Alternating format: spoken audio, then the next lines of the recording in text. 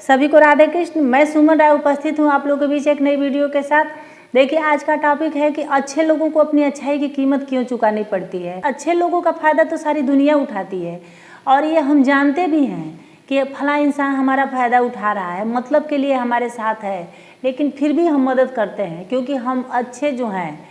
तो आगे बढ़ने से पहले मेरे चैनल को सब्सक्राइब कर दीजिएगा और बेल आइकन को भी प्रेस कर लीजिएगा ताकि जब भी मैं वीडियो डालूँ आप लोग को मिल जाए। तो देखिए, हम दुनिया की बात क्या करें, घर वाले ही हमारा फ़ायदा उठाते हैं और घर वालों की भी क्या बात करें, हमारे माँ बाप भी हमारा फ़ायदा उठाते हैं। तो आप कहेंगे कि भला कौन माँ बाप अपने संतान का फ़ायदा उठाएंगे।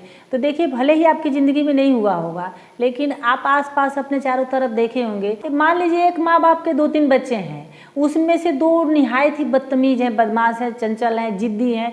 उन्हें जो चीज़ चाहिए वो अभी चाहिए। और उसमें एक बच्चा है जो बहुत शांत है, कभी जिद नहीं करता और वो अपने भाई बहनों से भी बहुत प्यार कर रहा है। तो उसके बारे में उसके भाई बहन तो नहीं सोचेंगे, उसके माँ बाप भी उसके बारे में नहीं सोचेंगे। अगर वो उस अच्छे बच्चे के लिए कपड़ा लाए और वो कपड़ा उसके दूसरे भाई बहनों को पसंद आ गया, तो वही माँ बाप कहेंगे कि तुम तो अच्छे हो, तुम दे दो उन लोगों को, वो सब तो जिद्दी हैं, वो जिद करेंगे, रोएंगे, चिल्लाएंगे, इससे अच्छा है कि तुम उन लोगों को दे दो। और उसके हाथ में अगर कुछ खाने को है तो वो अगर वो दूसरा मांग रहा है, दूसरा जिद कर रहा है कि नहीं मुझे वही चाहिए, उसको कहेंगे अरे नहीं तुम तो अच्छे हो, तुम दे दो। अगर बाई चांस उस अच्छे बच्चे के लिए खिलौना लाए, फिर वो बच्चे रोने लगे, फिर उसके दूसरे भाई बहन रोने लगे, फिर कहेंगे कि तुम तो बहुत अच्छे हो, तुम दे दो, तुम उनको दे दो।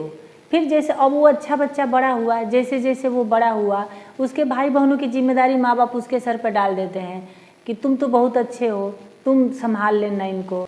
अब एक दिन प्रॉपर्टी के बंटवारे की बारी आई तो उसके हिस्से की भी उन भाई बहनों को दे देंगे कि नहीं तुम तो बहुत अच्छे हो, तुम तो कुछ भी कर लोगे, कैसे भी जी लोगे, कैसे भी सर्वाइव कर लोगे, लेकिन वो निकम्मा है, वो कुछ नहीं कर पाएगा, तो उसको दे दो। अब वो अच्छा बच्चा त्याग किए जा रहा है, त्याग किए जा रहा है, सेक्रीफाइस किए जा रहा है, उसके बारे में कोई रत्ती भर भी नहीं सोच रहा है। भाई बहन तो नहीं सोच रहे हैं, माँ बाप भी उसके बारे में नहीं सोच रहे हैं कि इस तो सब कुछ छोड़े जा रहा है, ये तो सब कुछ त्याग कर रहा है, इसके पास क्या बचेगा, ये बच्चा क्या करेगा। तो सभी माँ बाप से यही कहूँगी कि अपने अच्छे और लायक बच्चे का इतना फ़ायदा मत उठाइए। वो अच्छा होकर क्या गुनाह किया है। अब वो देखेगा कि उसके भाई बहन इतने बुरे हैं, इतने बदमाश हैं, उनको सब कुछ मिले जा रहा है, कितना उनको फ़ायदा है, तो कहीं ऐसा ना हो कि वो भी आगे चल के बुरा बन जाए। अब जब हमारे साथ कोई मुसीबत आती है, जब हमारे साथ कुछ बुरा होता है, तो हम दिमाग लगाना शुरू करते हैं कि हमारे आस पड़ोस में सबसे अच्छा कौन है, हमारे रिश्तेदारी में सबसे अच्छा कौन है जो हमारी मदद करेगा।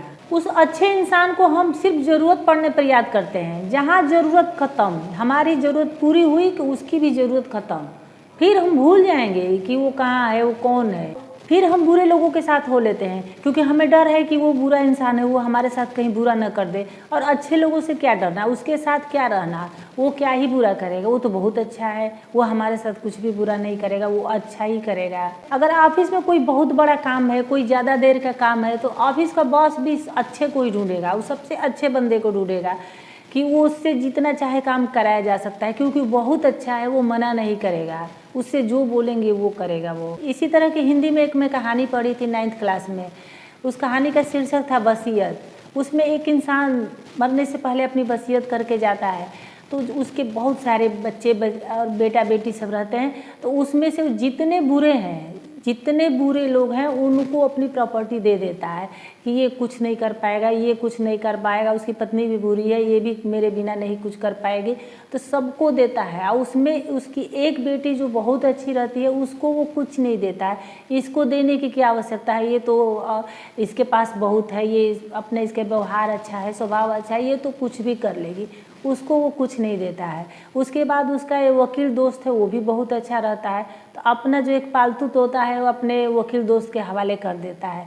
और वो वकील दोस्त पिंजरा लेके रास्ते में सोचते हुए जा रहा है कि अच्छा होना कोई गुनाह है क्या। तो आपने देखा, अच्छे लोगों को पग पग पे अपनी अच्छाई की कीमत चुकानी पड़ती है, घर से लेके बाहर तक, बचपन से लेके जवानी तक। मैं आपको ये नहीं कहती कि आप अपनी अच्छाई छोड़ दीजिए, आप भी बुरे बन जाइए, लेकिन अपनी अच्छाई का आप इतना मत कीमत चुकाने लगिए कि आप खुद ही भंगी बन जाइए, खुद ही कंगाल बन जाइए। तो उम्मीद है मेरी वीडियो आप लोगों को अच्छी लगी होगी। अगर थोड़ी सी भी अच्छी लगी होगी तो लाइक, शेयर, कमेंट और सब्सक्राइब कर लीजिएगा। फिर मिलते हैं किसी नेक्स्ट वीडियो में किसी नेक्स्ट टॉपिक के साथ। तब तक के लिए धन्यवाद।